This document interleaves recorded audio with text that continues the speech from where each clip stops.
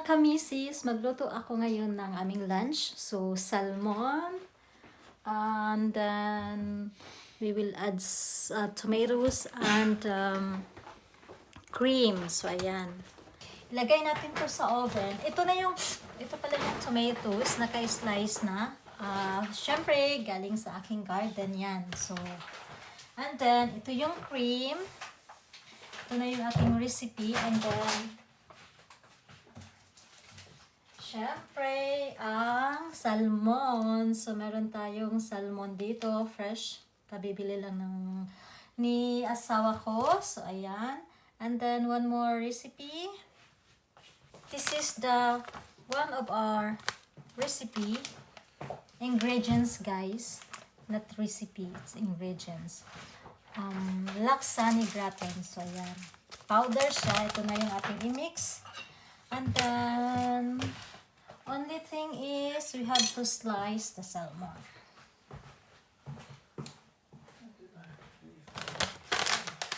Si Mr. nang pa-slicing ko kasi nga siya namang magaling dyan.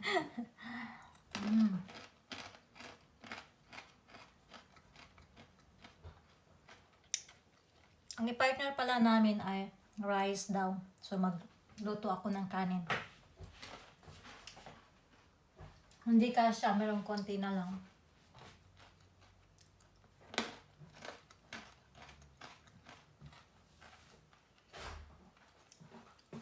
Where's my phone?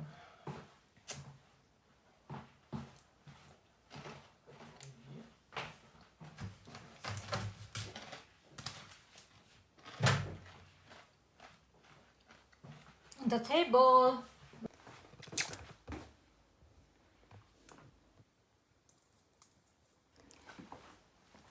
So, yan ang ating salmon. Napaka-fresh.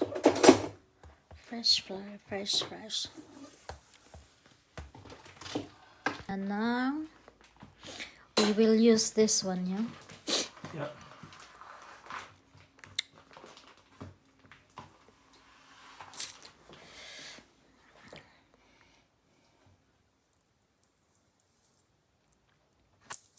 Ayan, tapos, sarap nito, guys. My God.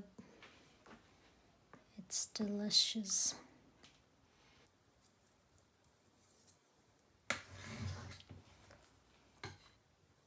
Simple lang tong recipe na to. One more. And then we for 2 days. Yeah, for 2 days. That's a big slice, really. For me. Yeah. So, ayan. It's for 2 days. Slices Yeah. half.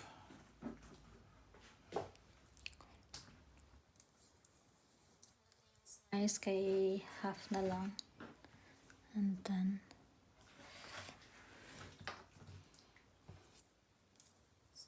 sinigang, no? Sarap nito sinigang. Sour soup. It's also nice for salmon. This we slice also half, or If you, I don't know if you want. we put one small. And the tile. Sinigang, no? At mas masarap din yun talaga yung ulo ng salmon pag isinigang mo. So, ayan. This we freeze. Yeah. And then ito, freezer na namin yan for next time. So, ito yung ating salmon. Ito na siya. So, ang ilagay na lang natin dyan ay yung ating mga ingredients. Yung oven.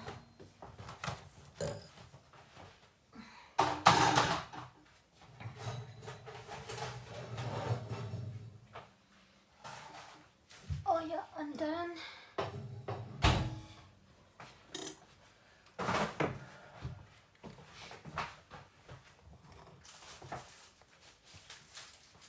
Shets, can you give me the bowl?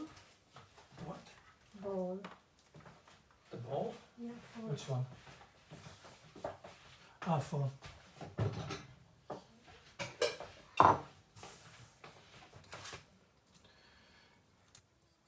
pepper. was in Yeah.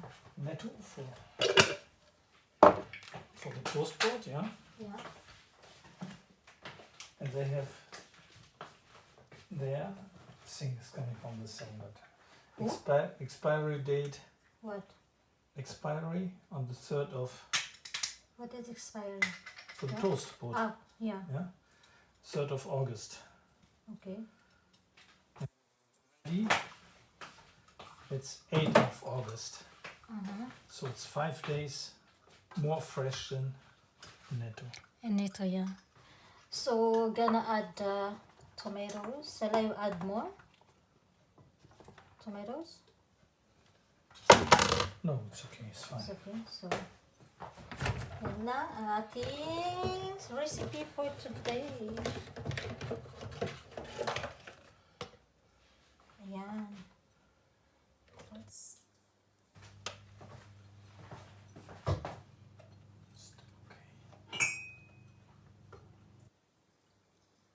Okay. can try first here. Yeah. Yeah. So, ayan ang ating recipe. So, the cream, ito na yung cream, nandito na yung cream, inaisa. And then, we will add the milk. And then, we're going to add the powder.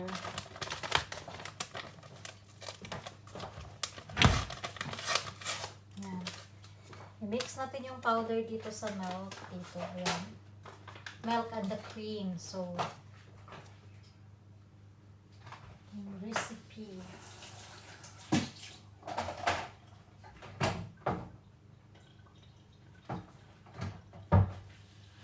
Ayan. And then, yan na. Ilagay lang to sa oven.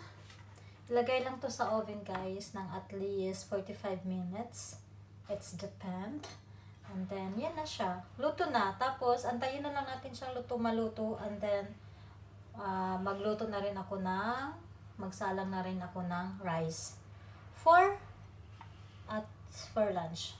So, masarap to. Masarap to fresh. Masarap talaga to sa sinigang. Sinigang. Masarap siya.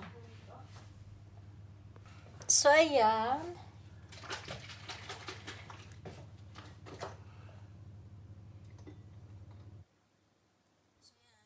Na ni asawa yung ating milk and cream and also the powder. So, mix, and then, yun na lang ang ating sauce ng ating, cream sauce ng ating salmon. Maganda yung salmon pag marami talaga siyang kamatis. More kamatis, more delicious. So,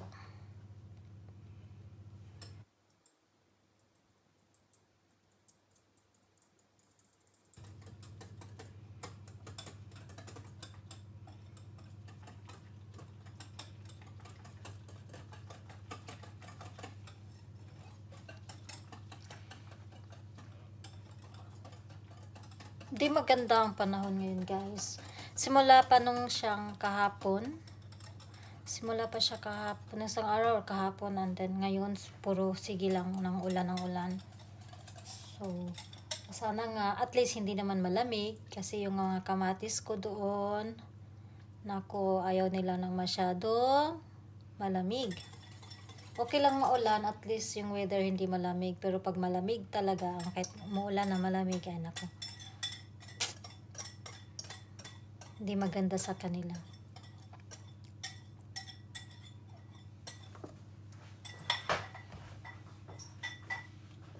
So, here is the salmon. Ayan.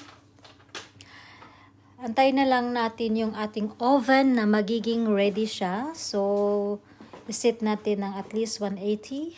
I think so. Well, check here. Oh, nakalagay nga dito. Okay. By 175. 35 minutes only. So at least, lagay natin ng 40 minutes or 45 minutes at least.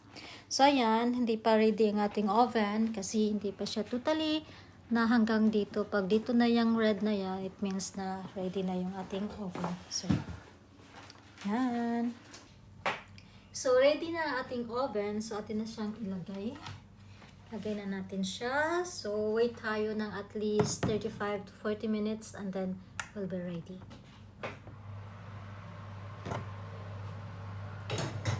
Ah! Shit. Just 31 only. Yum. Yeah. Luto na ang ating salmon. So, ayan, ilabas na natin sa ating oven. Sarap to guys. Sarap to, sarap. Labas na natin ang ating salmon.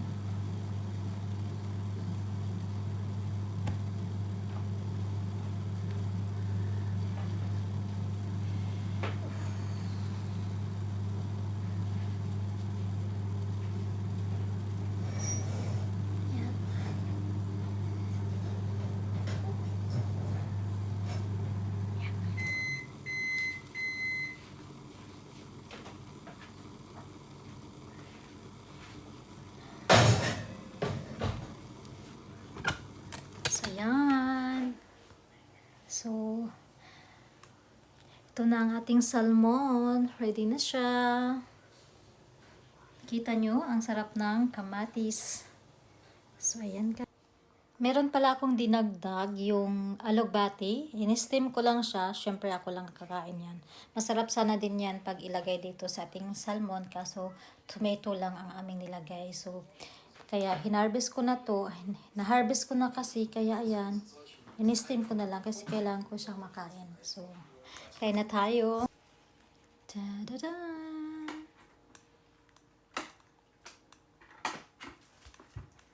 So, ayan guys. Kung makita nyo, grabe. Ang sarap nito. It's really delicious.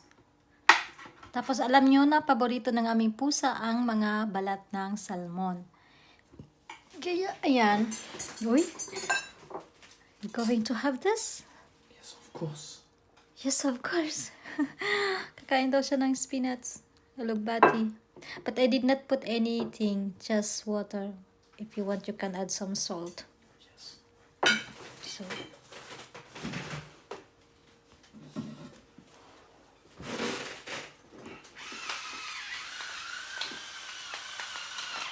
Na. Enjoy.